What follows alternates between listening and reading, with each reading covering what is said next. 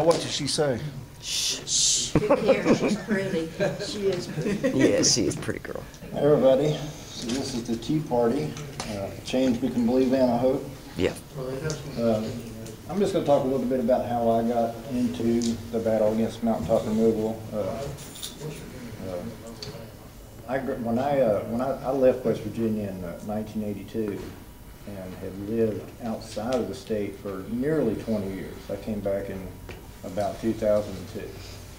One of the first places that I went to work, I'm an electrician by trade, by the way. One of the first places I went to work is on a mountaintop removal site called Progress. And this is it right here. And Progress. Oh, what a name. you guys have to forgive me just a little bit. I'm a little nervous.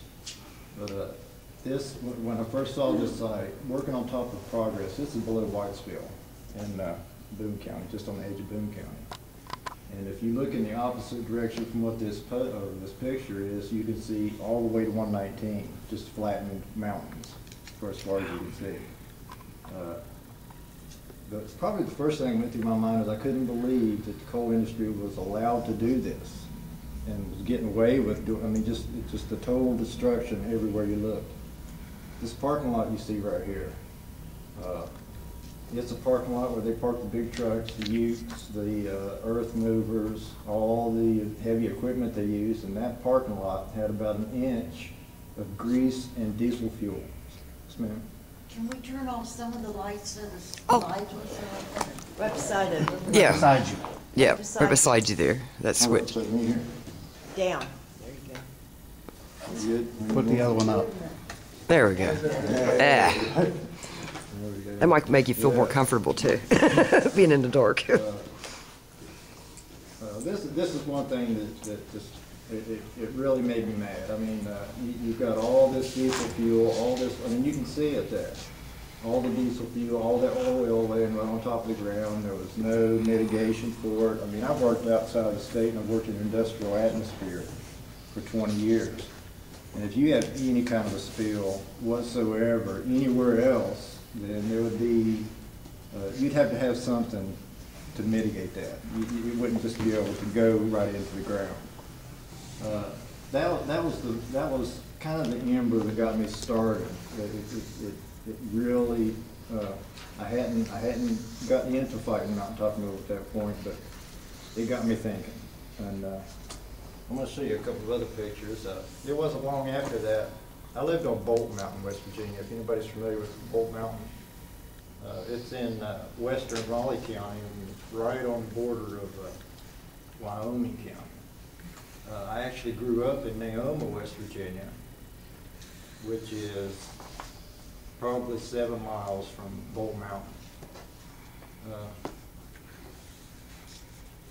From Bolt Mountain, I was coming off of Bolt Mountain one day and I could see in the distance there was a clear-cut mountain. And before they do mountaintop removal, they cut all the trees off of the mountain. Let's see if I can find a picture here.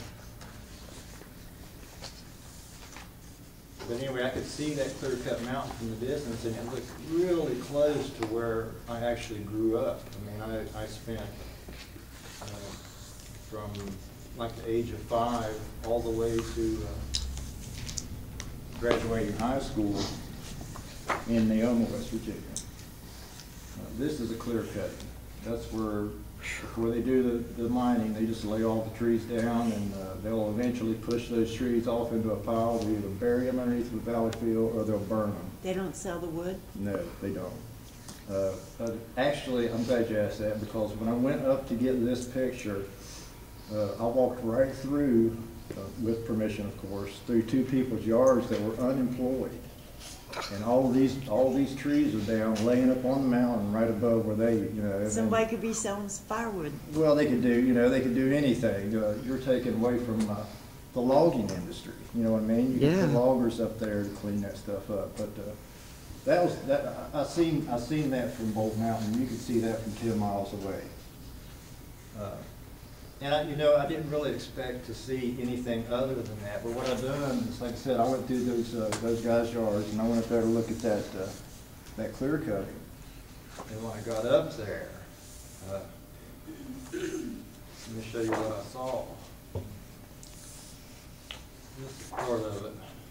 This is the Shoemate Mountaintop removal site. Once you get up on top of where that clear cut is, as soon as you look over the hill, this is what you saw. I mean, I just couldn't, it took my breath away. I couldn't believe that all that land was just destroyed. I used to hunt that hollow, well, it's not a hollow anymore. This is a valley field on the left over there. Down in there used to be a hollow, and I used to hunt, hide, just to have a blast in there when I was a kid. And when I talked up over that hill and I seen that, that was the beginning for me. That was saying, something's got to be done about this. There's no way that you can do this kind of damage and return the land to anything closely resembling what it used to be. Is this all Blankenship's doing? This is all Massey Energy. Well, this is Cayford Mountain. Yep. This is all, I think, I'm not sure who does the work on Cayford. I think that was Arch Coal. I think they're all subsidiaries of him, aren't they? Most of the ones are In West Virginia. This is also where you're seeing there, this woman down in the hollow. This is about probably 3/4 of a mile from that deep gorge that you see just a minute ago. The mountain over here is in the process of being removed. The mountain right here is in the process of being removed. This mountain with this drainage ditch right here is the one that's clear cut. You've seen just a little bit ago. It's just, I mean, they say that mountaintop removal, and you always hear about economic development, mountaintop removal, economic development. But they do so many different things that just go totally against economic development. The clear cutting, I mean, right there is, it's hard to tell how many jobs that are in a clear cutting operation. You know what I mean? If you actually took that lumber, even if you brought in a logging company to do it the right way, the economic benefits would be tremendous. Paper towels, toilet paper. Houses, floors. I'm lost in my own website right here. I'm gonna tell you like something toilet too. paper. I get lost in mine all the time, don't worry. I've had this website online for 2 years. It's 2 years in January. And I'm gonna show you something now, and I want you to look at something right here on the side. It says, see the popular post right here? Look at what number 1 is. Why is coal a non-renewable resource? This is one reason that the battle against mountaintop removal is so difficult. If people generally don't understand that coal is a non-renewable resource, then how are you going to understand why they're blowing up the mountains for that resource? You know what I mean? Once coal is gone out of those mountains, It's gone. it's gone. Desperation. And the mountain's gone with it.